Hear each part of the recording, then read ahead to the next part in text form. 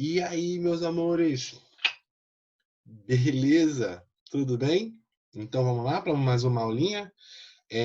A gente tem feito um movimento de trabalhar primeiro com temperatura, depois de temperatura a gente passou para dilatação térmica, antes passamos por quantidade de calor, agora a gente ainda continua em dilatação. Só que a dilatação térmica que a gente viu foi dilatação sobre sólidos. Então hoje a gente vai fazer uma diferenciação, a gente vai trabalhar com líquido especificamente falando. Então, sem perder muito tempo, sei que vocês gostam, né? Então vamos lá? Vocês comigo. Um, dois, três e puxa a vinheta.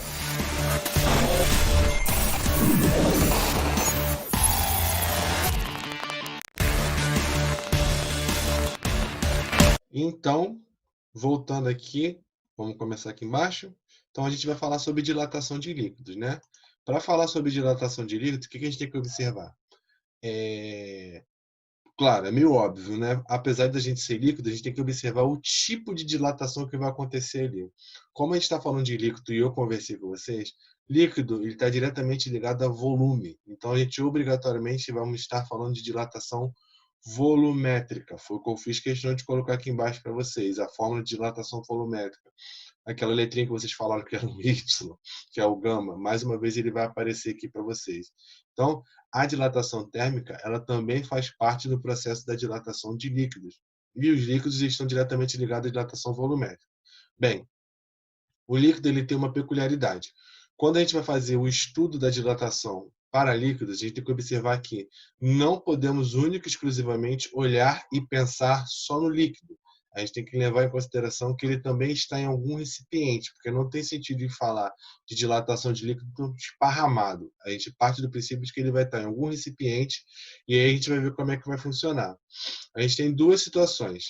A dilatação aparente dos líquidos, ou seja, é aquela dilatação que de fato que sai do recipiente. Imagina que você tem um copo ali cheio, né, um recipiente cheio. Se você ferver aquela água ali, por exemplo, vamos botar um recipiente cheio de água até a borda já. Se você ferver aquela água, vai acontecer o quê? A água ela vai, como vai subir um pouquinho do volume quando começar a ferver, ela vai cair, certo? Considerando que não vai dar tempo de evaporar tudo, ela vai transbordar um pouquinho e aí vai cair. Bem, o que acontece? Tem que levar em consideração que essa quantidade que transbordou, ela subiu e ela apareceu, não somente ela. Tem que levar em consideração que o recipiente, devido ao calor, ele também aumentou.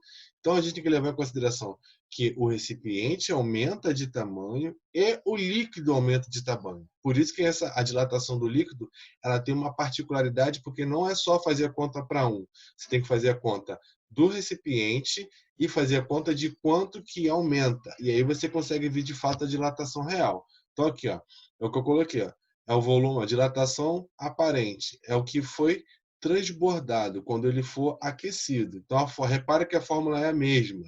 Só que esse AP aqui significa o quê? Aparente, é aquele volume que você consegue ver, é aquele volume que transbordou e você vê caindo do líquido, vê caindo do recipiente, desculpa, vê caindo do recipiente.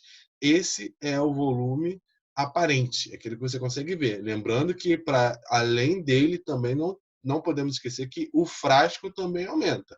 Então, a gente trabalha ao mesmo tempo com o volume que vai aparentar, certo? O volume do líquido que de fato cai, e o volume do frasco.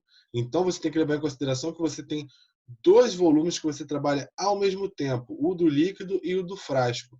Lógico, como é volume, a fórmula é exatamente igual, então só que a diferença é que você tem F de frasco, então o coeficiente de dilatação do frasco, aqui o coeficiente de dilatação aparente do líquido, coeficiente de dilatação aparente do líquido, então AP, e aqui o volume aparente do líquido, tá? Que você vai ter. E aqui referente ao frasco. Então, aqui a variação de temperatura, aqui é o coeficiente de dilatação volumétrico, volume inicial do líquido como geral, tá? Então, aqui é o volume do líquido geral. Então, leva-se os dois em consideração. E aí, como é que a gente calcula o volume real? Aí, para você calcular de fato o que é real, aquilo que aconteceu para a gente, você vai ter que fazer o quê? Você vai pegar o quanto que o líquido aumentou e somar com o quanto que o frasco aumentou. E aí você tem um cálculo da sua dilatação real. Então, para você descobrir o real, você tem que levar em consideração o quê? O quanto que o líquido vai aumentar, o que transbordou, e o quanto que o frasco também vai aumentar. Imagina você com uma panela no fogo cheia de água. Se você deixar ela ali, o que vai acontecer com o líquido? Supondo que ele é um líquido que aumente o seu volume. Então, o que vai acontecer com ele? O líquido já está transbordando aqui na panela. Quando aumentar a temperatura, subir, o que vai acontecer com o líquido? Ele vai derramar. E quando ele derramar, tem que levar em consideração aqui que o quanto que derrama é aquele volume aparente. Beleza? E não podemos esquecer que não foi só o líquido que aumentou de tamanho, ou seja, não foi só o líquido que aumentou de volume. O frasco também aumentou de volume. Então é importante saber quanto que esse frasco também aumentou. Sabendo desses dois valores, aí você de fato sabe o quanto que aquele conjunto todo sofreu de variação de volume, o quanto que aquele conjunto ali sofreu. Então, na realidade, quando você fala em dilatação do líquido, você não está falando só do líquido, você está falando do líquido e do recipiente. Eles estão caminhando aqui, eles caminham juntos. Não adianta falar só do líquido e só do recipiente, você fala dos dois, para você de fato descobrir o quanto que o sistema aumentou de acordo com o aumento de temperatura. Isso é uma coisa importante. Então, só para simbolizar, é o quanto que tem de dilatação real do líquido, aqui é o quanto que tem de dilatação aparente do líquido, e aqui é o quanto que teve de dilatação do frasco, tá bom? Uma relação que tem entre os coeficientes, isso também é importante. O coeficiente de dilatação real do líquido, né?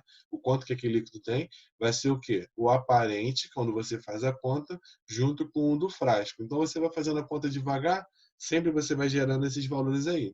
Não adianta, meus amores. É uma conta de cada vez, tá? Quando você vai trabalhar com os exercícios, forem trabalhando com os exercícios, então vocês têm que observar que vocês não tem como fazer direto. Salvo exceção de pedir um coeficiente, mas para calcular as dilatações, não tem como ser direto. Tem que fazer passo a passo, senão vai errar. Tá bom?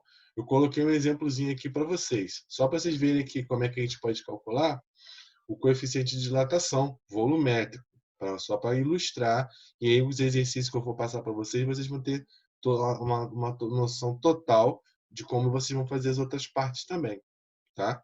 Então, ó, determine o coeficiente de dilatação volumétrica de uma porção de 1 metro cúbico, certo? É o volume que tem. Lembrando que o volume é cúbico, pode ser qualquer outro também, não tem problema nenhum. Basta todo mundo ser igual. Então, e ele fala que a dilatação do líquido é de 0,05. Então, ó, os dois estão em metro cúbico, então está tranquilo. E ele fala que é aquecido de 25 para 225 graus. Então, como ele quer o coeficiente de dilatação volumétrica, então a gente vai usar a fórmula de dilatação aqui, ó, certo? E aqui, ó, isso aqui é o quanto que aumentou, que é de 0,05, está aqui. O volume inicial é 1, e aqui o coeficiente de dilatação é o que ele quer, e aqui tem um errozinho. Espera aí, deixa eu fazer um ajustezinho aqui, ver se vai dar. Vou botar aqui. Porque ali a temperatura, se vocês observaram, a temperatura ela é inicial de 25. Né? Então, deixa eu botar um 25 aqui. Isso, já melhorou. Então, o que vai acontecer? A temperatura inicial é 25, a final 225, então a variação aqui vai ser de 200. Tá? Então, estaria errado se a gente fosse fazer ali. Então, feito isso, o que vai acontecer? É só passar dividindo. Lembrando que o que está com a letra passa dividindo. Então, feito isso, a gente teria isso aqui, foi o que eu conversei com vocês mais cedo, né? E depois disso, a gente bota em notação científica. Então, aqui, esse aqui seria o coeficiente de dilatação do líquido, nesse caso aqui. Tá beleza? Então, tá bom. Deixa eu apagar aqui. E aí a gente já sabe que tem um errozinho, mas com o vídeo vocês já vão poder corrigir, tá? Seguindo. E aí a gente vai fechar, meus amigos. Por quê? Porque de conteúdo a ser passado referente à dilatação é isso. Você tem que lembrar que dilatação do líquido não é só o líquido, é o líquido e o recipiente. Então a gente vai fazer conta para os dois. Quando fizer a conta para os dois, vocês vão conseguir entender melhor. Os exercícios, eu vou pegar os exercícios do livro para vocês terem uma noção melhor, vou selecionar alguns para se trabalhar. Qualquer dúvida, a gente vai ter aquela aulazinha maravilhosa para tirar nossas dúvidas, fazer os nossos ajustes, que faz parte do processo, tá bom? Agradeço muito a presença de vocês, a atenção que vocês estão me dando, galera, o feedback que vocês estão me dando das aulas sendo boas ou não. Muito obrigado mesmo, vocês são ótimos, tá? Fiquem com Deus. Fiquem em casa também, tá? Ainda estamos de quarentena, tá bom? Beijos. Tchau, tchau.